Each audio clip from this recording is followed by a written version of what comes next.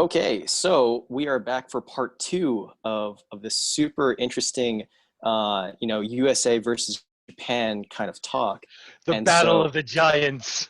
yes, and Which Sunny which actually just came home. Um, oh, Sonny. yes, I'm talking with Walter. Walter, yeah.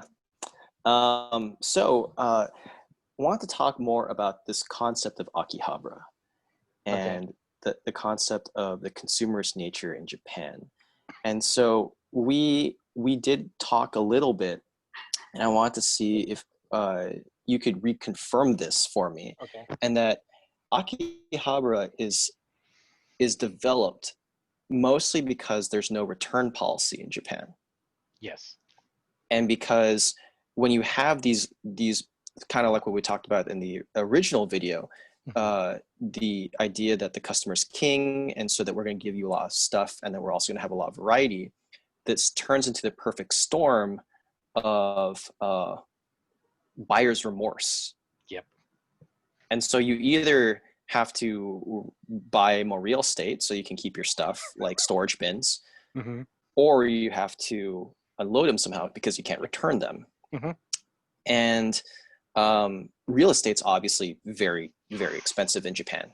Yep. It's very hard to obtain, and everybody's fighting for it. So usually you kind of go into this Craigslist sort of deal. And Hmm. from what I understand, that's how Akihabara was formed.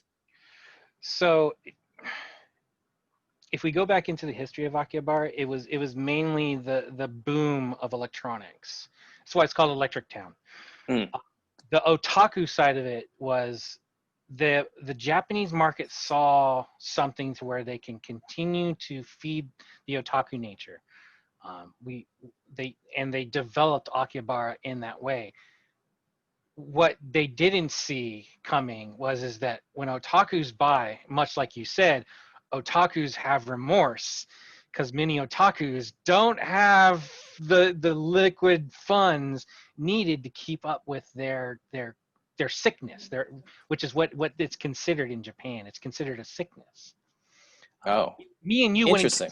we wouldn't consider this a sickness because it's a hobby. It's something that we enjoy. And many otakus, it's an enjoyment. But the average day-to-day Japanese person sees an otaku or sees a freaking person that is obsessed with buying anime stuff as someone who's mentally sick. So there becomes a Wow. stigma Okay. there. So oh, the otaku nature in Akihabara is that it is that consuming, but then it's also the return. So you'll go into a store and you'll see massive amounts of like things that have been bought from these otakus that have taken it back. And I've had to do it personally because I have the unfortunate nature of with Hatsune Miku of buying two of the same thing without doing my research.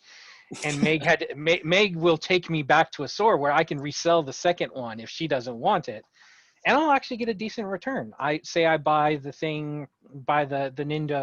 Nindroid for $40 or $50. I'll get maybe 25 back.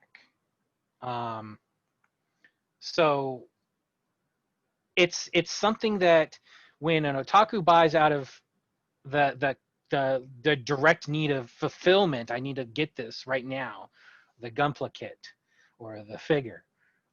And then they get it home and they're like, they look at their 1DK or their Mm. 1D and they're like full already. And like, where do I put this? And they're like, automatic red, like, well, I'll put it up in the shelf and I'll take these ones off my shelf, walk right back over to Akihabara, drop them on the desk and say, Onigashimasu, money, give me money back. And Yeah. they'll go through, inspect, and like, here's your money. And what does the otaku then do? Oh, I got money. Buys again. So, Wow. so Okay.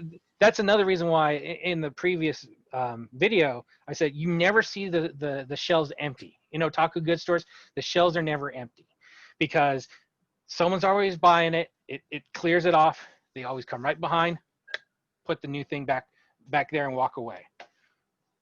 Wow. Okay. That's pretty ridiculous.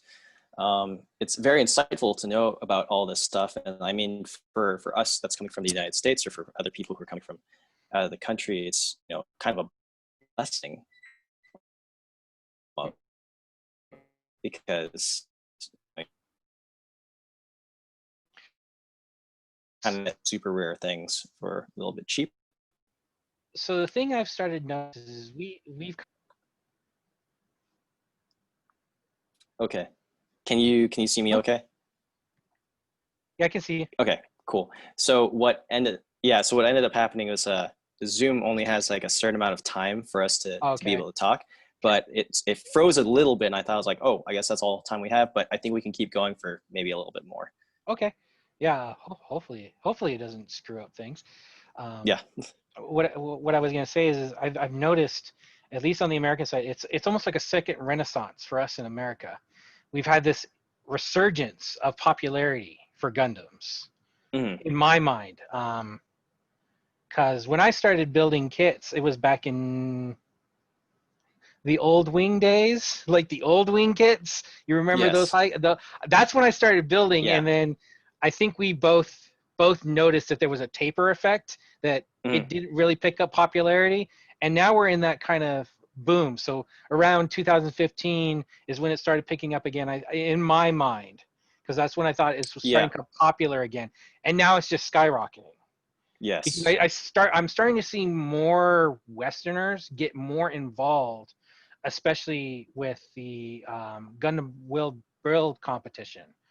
Mhm. Um, and I think that's something that Bandai has now started being more keen to, because they kind of left us out of the loop a lot, in my opinion.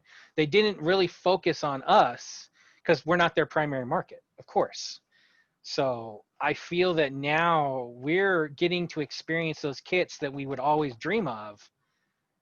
And I'm here in Japan and I get to see them, and I'm like, Mhm. okay, cool. I get to like literally buy them now again. Yeah, no, it's really great. Honestly, it's a fantastic time to be a Gundam fan. I Oh yes. remember, like what you were saying, it was sometimes super hard during that dry spell of Hmm. being a Gundam fan, because you don't see anything. You don't see Yeah. anybody talking about it. You don't see it on TV. You don't Hmm. have any product. It's really Yeah. hard to get that motivation going.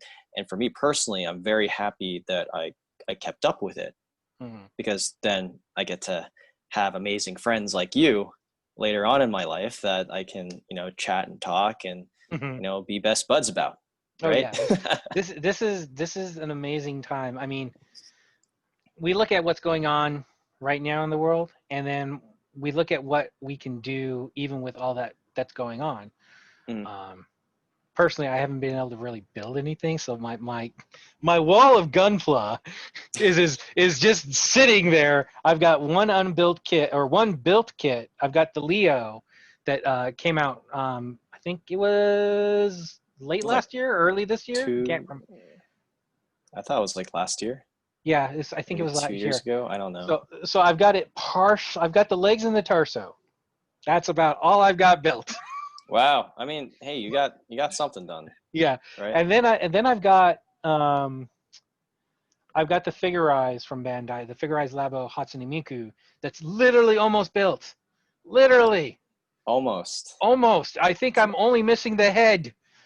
Oh, That's okay. it. Well, that's the most important part. I mean, you got the hair and And I everything on that and I one. put So, and I put it back in its box, and it hasn't been built since. I've been so caught up in other things, but every time I get a new shipment of Gunplay, and I open it up and it's like, oh, this is something new that I will eventually get to build.